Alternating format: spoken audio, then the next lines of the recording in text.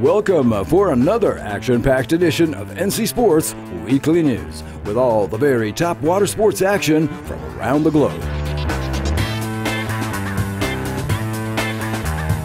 In the lineup, Kite Racing Freestylers Pulido and Whaley take the PKRA double win for Spain, while the slalom goes to France's Kerneur and Holland's Lammerts at the Gran Canaria Wind and Wave Classic in Fuerteventura. Sailing's new era. Outteridge foils away to victory at the Moth World Championship on Hayling Island. Tour de France à la voile. Daniel Souben and the Courrier Dunkerque crew hold back Franck Cammas and Groupama. The final recap with Senior Correspondent Sebastien Destremau. AC35 update. Challengers united in a common front for the success of the next America's Cup. Well, almost, as everyone now waits on the Kiwis. NC Sports, plunge into the action.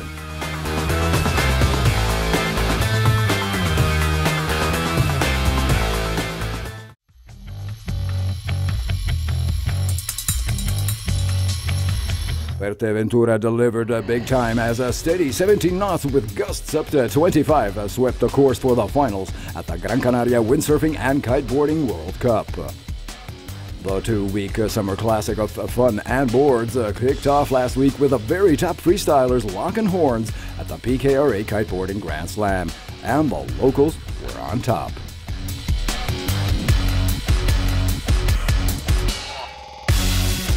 In front of a cheering home crowd, Nautical Pulido leaped back from second place in the singles to beat Carolina Winkowska by a fraction of a point and forced a super final between Poland and Spain. Another opportunity that Gisela did not waste. Also on a huge comeback, Holland's Annelies Lammerts clinched the third spot thanks to a win in the crucial final heat. I'm pretty stoked because I won twice against Carolina, and that's really important.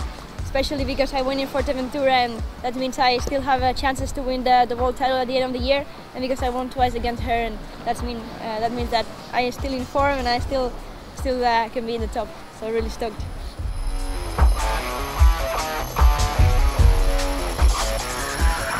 In the men's freestyle division, Spain's Liam Whaley earned his very first professional career victory here in Fuerte by holding back Belgium's Christophe Tak in the single elimination finals, while Romeo Reno of Brazil completed the podium in third. And such a special moment for me. Like, I came into this event really confident because I've been training a lot, and yeah, I knew I could do well because I've got these kind of conditions at home in Tarifa. So yeah, just to actually prove that I can do well and beat everyone feels so good. I didn't lose one heat in this event, so that's sick.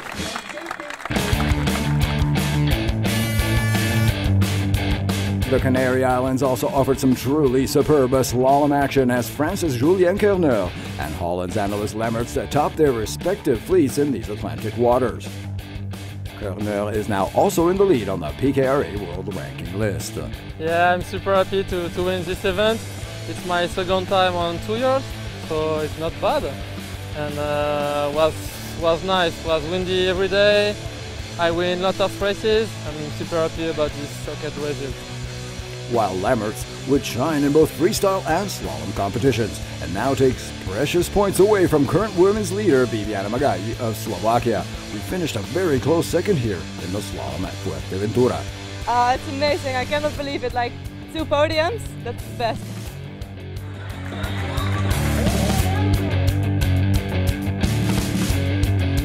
As the Pro Kite Racing Association immediately moves on to its next stopover for slalom and wave disciplines. In St. Peter-Ording, Germany, the Gran Canaria Wind and Wave Festival in Fuerteventura is still going strong.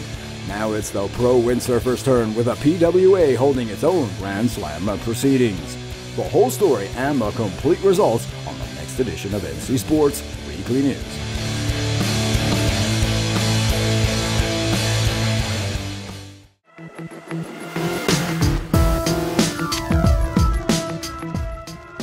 Foiling mania continues to dazzle as the 2014 Moth World Championship landed on Hayling Island over the weekend. No mystery then if some pretty huge names are now regulars on the international moth circuit. But the Australian and British sailors packing the top 14 positions was clearly a big surprise. Over 70 of the world's top foilers converged to this renowned British sailing spot and got a chance to battle it out in the Gold Fleet. These 2014 Magic Marine Moth Worlds couldn't be missed, since the class has been at the very forefront of what is perhaps the biggest tech revolution in sailing to date.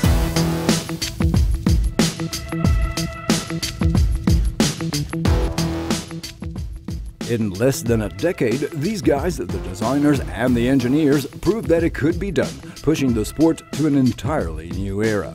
Much of the credit for the flying success that saved the show for the last America's Cup must be given to the work done here over the years. Super pro Nathan Outteridge just had to be on call and managed to clinch a decisive win against Britain's Chris Rashley and fellow Aussie Josh McKnight after 10 spectacular races.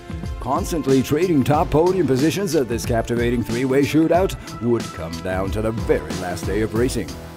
Outteridge, however, kept the lead and stretched away, sealing the deal in the last 4 regattas with a 4-4-2-1. Rashley fell back with 2 discards, but still managed to hang on to second place with a single point on McKnight in third.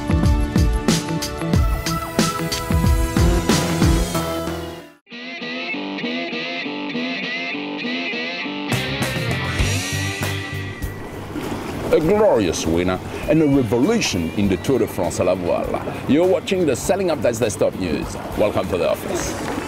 Daniel Souben's team convincingly wins the Tour de France à la voile ahead of Groupama 34.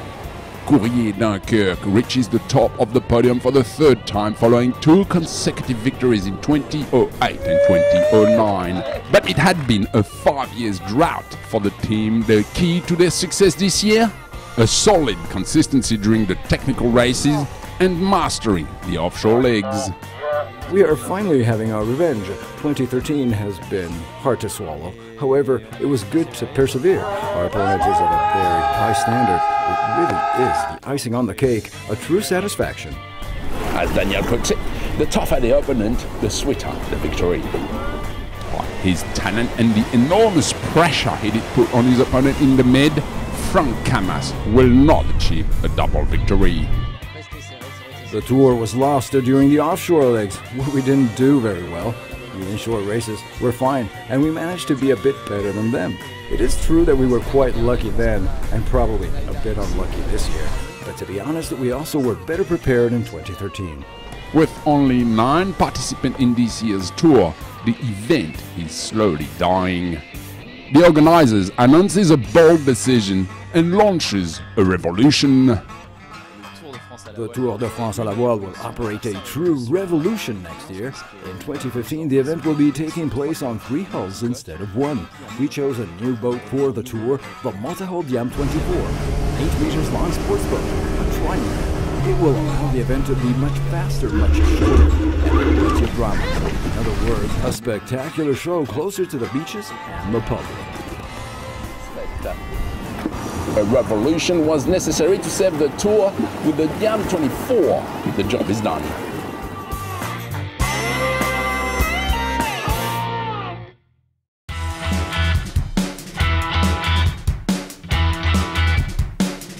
The very best junior sailors on the planet recently met in Tavira for the ISAF Youth Worlds 2014. Held in Portugal's Algarve, where the Atlantic meets the Mediterranean, this was a record-breaking edition with nearly 370 girls and boys from 67 national teams. Often a future snapshot of sailing's international balance of power, this 44th edition offered some notable surprises as a number of emerging countries battled for the top spots, while several traditionally strong sailing nations struggled to hold the pace.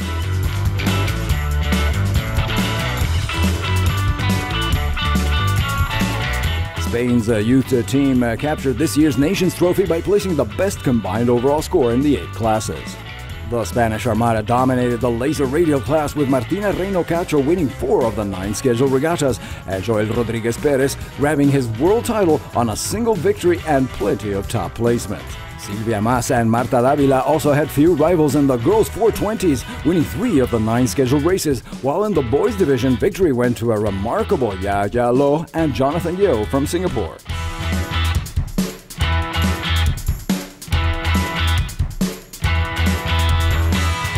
Team France took the overall silver at these Youth World Championships here on Tavira's superb racecourse, with Brice Herrier and Loïc Fischer-Guillou winning 4 and taking the gold in the high-octane 29ers. Plus, Louis Flamand and Charles d'Orange crushed the opposition on the SL16 catamarans with an impressive performance, winning 7 of the 13 races completed.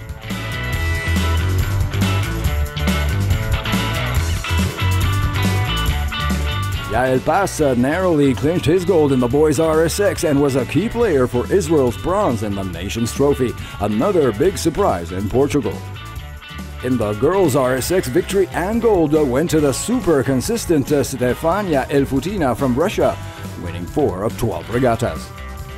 Spain, France, Israel, Italy, and Singapore were the top 5 finishers, with the US, Great Britain, Russia, Poland, and New Zealand instead completing the ISAF top 10 list. Most striking perhaps this year, the performance dip of typically strong nations like Australia, Holland, or Denmark.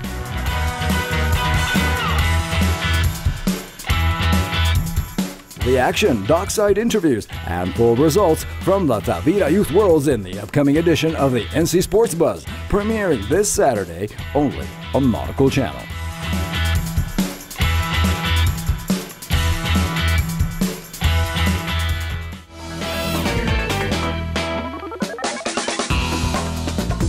Just hours after the news of Team Australia's defection as challenger of record to America's Cup 35 broke out, a brief joint statement reached NC Sports via the Luna Rossa Challenge media office. Clearly aimed at avoiding yet another tsunami of controversy and debate, 4 teams have decided to set the record straight and confirm once and for all not just their participation, but also their full commitment.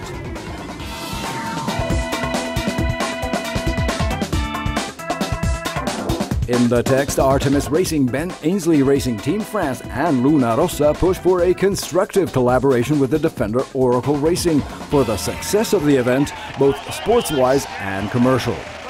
Complete with enthusiastic and inspirational quotes from Top Guns Ian Percy, Ben Ainsley, Max Sirena, and even Franck Cammas, the news release also expressed confidence in the ongoing negotiations.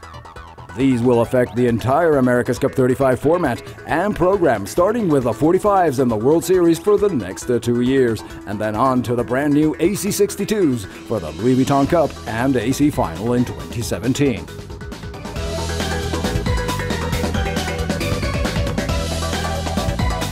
With Bermuda and San Diego now shortlisted, the joint statement also aimed at dispelling any further doubt and undersigned all the team's commitment to AC35 regardless of the final choice on venue location.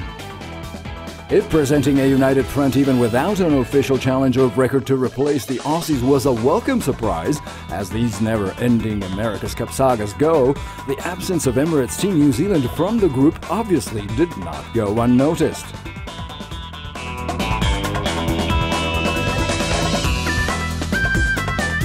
While remaining among the most openly critical on the choice of location, specifically on Bermuda, skipper Grant Dalton has also renewed the team's total readiness in his most recent statements.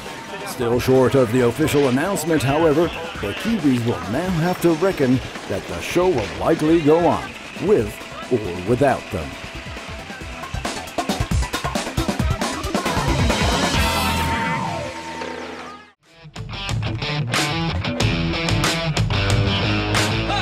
And remember, Nautical Channel fans, be sure to catch this Saturday's premiere of the NC Sports Buzz with a very special look at the recent ISAF Youth World Championships in Tavira, Portugal. The pros of tomorrow are here today.